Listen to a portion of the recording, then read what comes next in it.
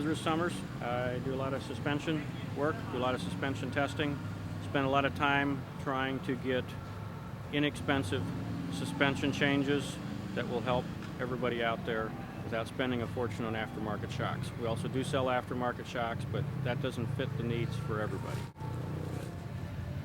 This is a Z400 here. On the Z400, there's quite a few changes we make to the shock, and it affects how the bike is suspended up and down.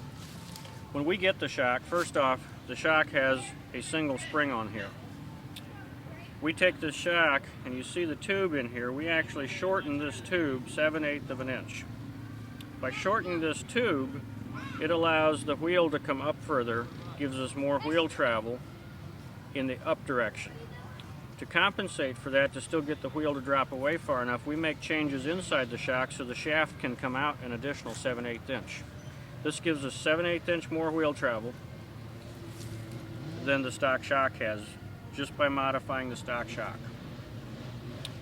On this particular shock here, we've also installed a dual rate spring kit. With this dual rate spring kit, it gives us a plush ride up top, it allows the bike to sit lower, and yet when it goes down into the travel, it crosses over into the mainspring and is actually stiffer at the bottom and has more bottoming resistance than a stock shock. What does this mean to the rider? What this means to the rider is the bike sits lower, it corners better, it's plusher, you don't feel as much of the ground come back into your hands, and you have good bottoming resistance so you can jump more than you could with a stock bike. On the back of the bike, now that we've lowered the front, added more wheel travel, now we need to do something on the back to make the back of the bike work with the front. Several things we can do. By changing the length of this rod, it changes how the whole linkage works and it lowers the quad. It also changes the leverage ratio so that we have more wheel travel when we're done than we had before. Bike sits lower, bike has more wheel travel. Now, the next step we do is we take the shock and we machine the body.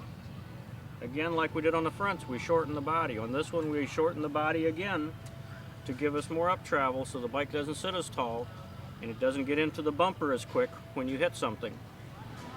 And then, again, we modify the shaft so the shaft comes out of the shock further. So not only do we have more shaft travel on the shock when we're done, but because of the leverage ratio change, the two combined give us almost 1.5 inches more wheel travel than stock.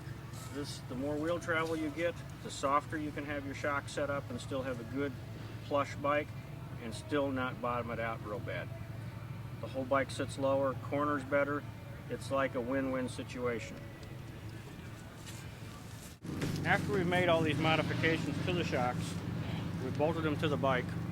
We've started out with a baseline from testing that we've done, but it doesn't mean it'll match everybody. So the first thing we need to do is measure the ride height. The ride height is measured with the rider standing up, so all the weight's on the pegs. And then we measure from the frame to the ground, right here by the pegs, and then again right here from the frame to the ground. This measurement should be almost flat or maybe 1/4 inch higher in the front. So the first step is the ride height.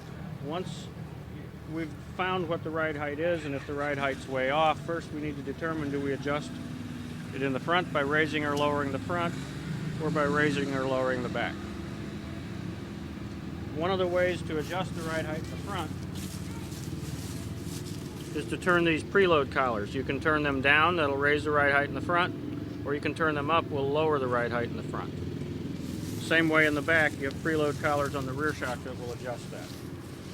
Once you have the ride height set where you need it, the next thing you want to measure is, with the rider standing on the pegs, is the crossover gap. The distance from this aluminum piece here that slides up and down the shock, the distance from that to here is called your crossover gap.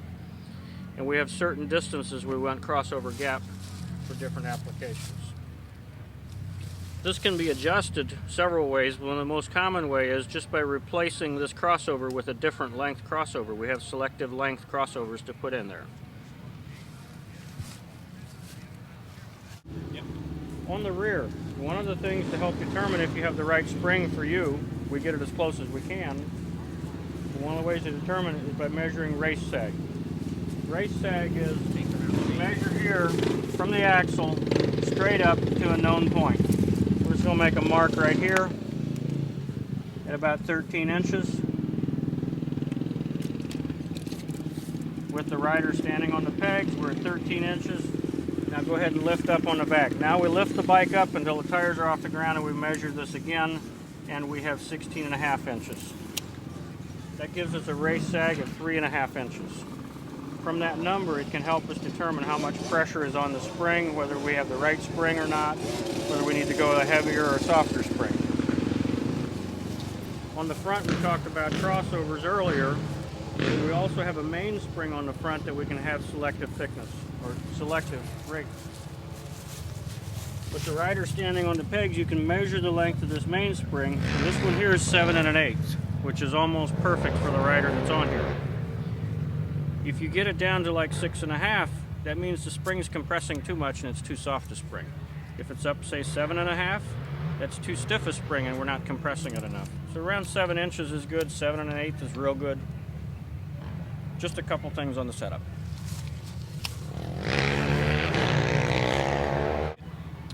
Because setting up this suspension, while it may seem easy to many people, there's hundreds of thousands of people out there who would like to set up their quad and just need a little more help. For our customers that we've done our suspension work for, we offer a text tech line. This is a tech line that you can text us and we can help you and walk you through one step at a time setting up your quad. Typically you'll need somebody there to help you measure the bike, get some measurements, answer a few questions. We'll tell you what to change on your bike. Maybe we'll tell you you have the wrong spring and we'll exchange your spring for you for free. Just one of the things we do. Our text tech line is 330-763-3649. It's open to all our customers.